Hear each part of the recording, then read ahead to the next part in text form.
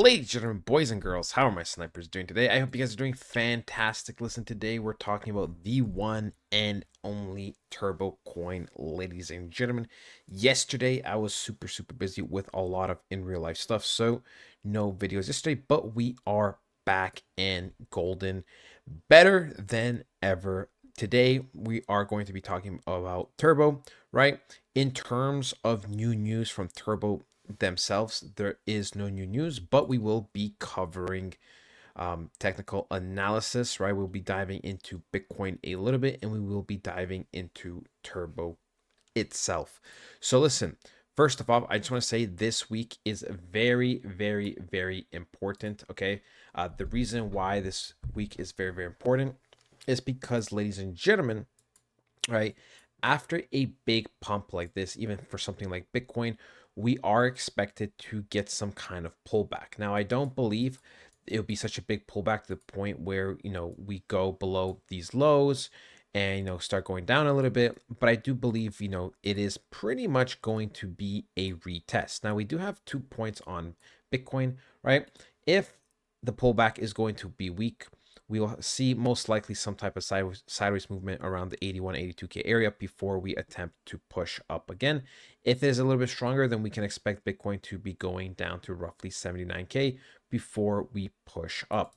We did talk about this zone up here, how pretty much it was likely that we were going to sell off this area. Now, we didn't quite pull up all the way here, but we did technically go into the candle I was looking at, right? On the 4-hour time frame, the candle does start at pretty much $86,000 all the way up to 88.5. And you can see right the moment we tapped into the zone, we sold off pretty nice. So everything is on track when it comes to Bitcoin, right? Further pullbacks are expected. Now, what does that mean for Turbo, right? So for Turbo, ladies and gentlemen, right, if we go on the daily candles, we can see we are getting a correction. Now, you know, there were two zones I was looking at to see how it would react. Number one was over here, right? We talked about here and even possibly up here, depending on how strong the momentum would be. But we could see when the daily candle closed super weak like this, they were just clear signs of bearish movement, which is why the next day we sold off. The area I am going to be looking forward to the most is to see how we react off the 0.0017 area. Now, of course, technically, we could even pull down all the way to something like 0.00148. And the reason why I say this is because as long as we do something like this, we would technically create, you have a low here and a higher low here, right? Which would be the start of reversal signs. So we can see even something like this, right? When we go back all the way here, we see that Turbo, different price action, but it was still technically the same thing. Even though price is going up and down, pulling back and forth, when we closed, when we take away the wicks and we look at the daily closes, we can see bottom, top, bottom, top, bottom, top, bottom, top, which means, staircase upwards, right? Staircase upwards, and then we can see eventually we shot up and then we just continued going up. And then even over here, right? Back in, July, if we go even, we could put back the wicks, it doesn't matter. Price did go down a good amount, right? Price went up and then price went down a lot, retraced, and then it started to go up again. And we can see, there were signs that we were going to go up because we had a bottom here and then we had a higher low. So that is, what we're looking for now, right? That is one way to see, are we reversing or are we simply retesting off of these areas to then push further down, right? We did talk about how in general this weekly candle was going to be pumping up, right? And then the next weekly candle most likely was going to be some type of pullback, right?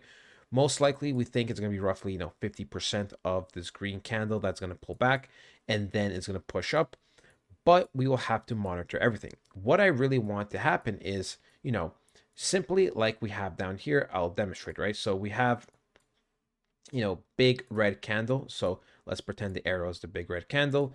Then we have a nice big green candle that goes all the way up roughly to the same amount.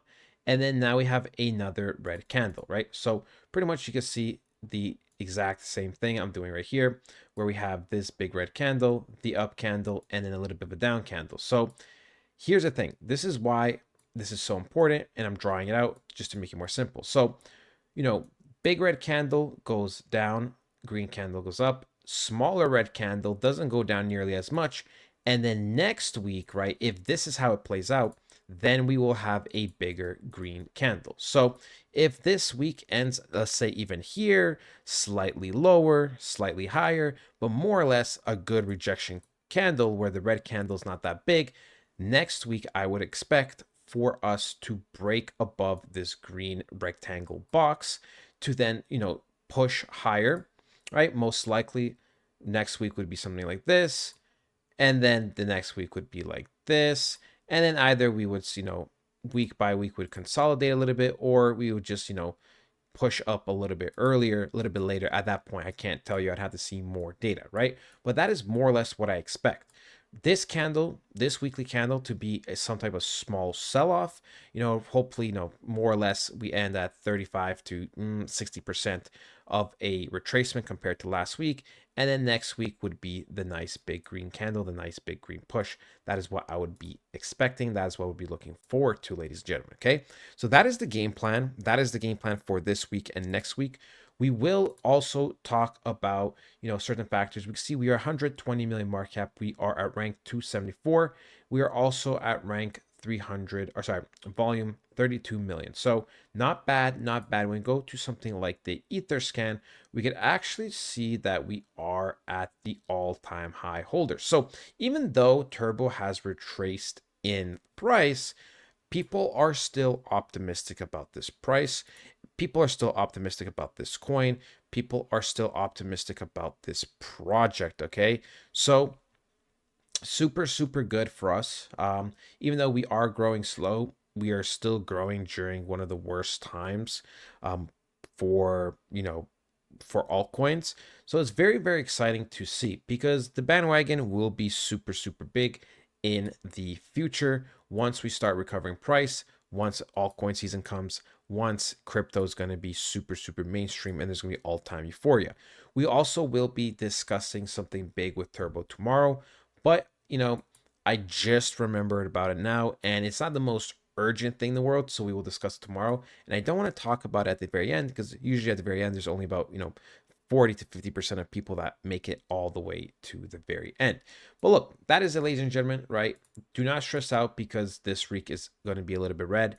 Pullbacks are normal. Hopefully, like once again, I said, this is simply, up, small down, whatever, 50%. So then next week can be another big up.